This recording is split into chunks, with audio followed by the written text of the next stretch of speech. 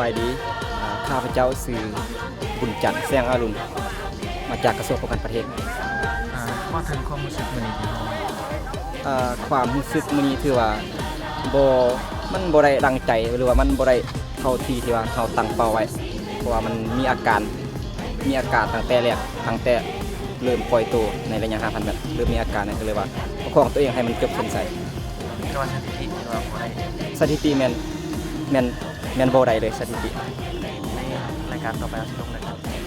รายการต่อไปแม่นแข่ง 10,000 เมตรในวันที่17 เดือน 11รักษาบำบัดนี่มีแต่เบื้องร่างกายแต่ว่าก็สิเฮ็ดให้มันดีที่สุดเอาตั้งเป้าไว้ได้ครับสำหรับ 10,000 เมตรเฮาตั้งเป้าแม่น1ใน3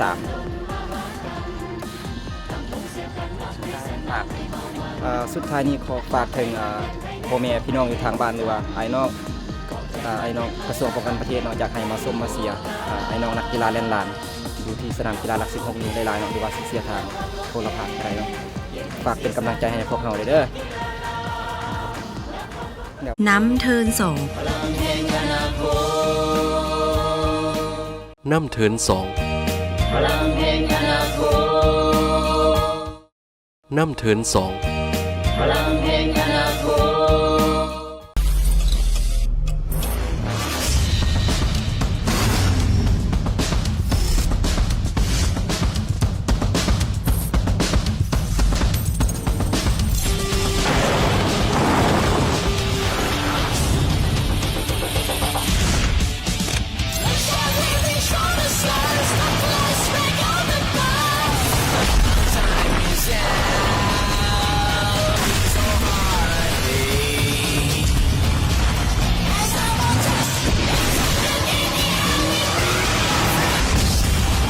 2Isuzu D-Max Unlock your potential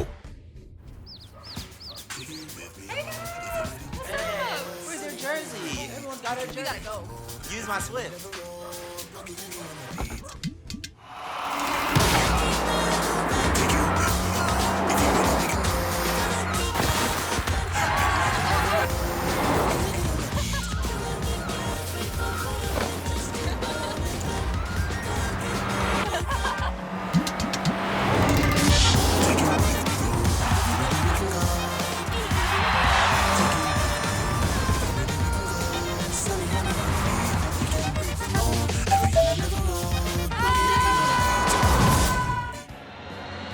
ขอนำเสนอ LBB Plus แอปพลิเคชันใหม่จากธนาคารคำลาวที่ให้ทานสามารถซื้อขายและเปิดบัญชีฝากคำแถมยังได้หักดอกเบี้ยเป็นคำ 2% ต่อปีเพียงยืนยันตัวตนผ่านระบบออนไลน์ก็สามารถเริ่มเฮ็ดธุรกรรมได้ทันทีสำหรับเงินง่ายผ่านธนาคารคู่ห่วมติดตามราคาคำโลกได้แบบเรียลไทม์ราคามาตรฐานเปิดประตูสู่ความมั่นคงกับ LBB Plus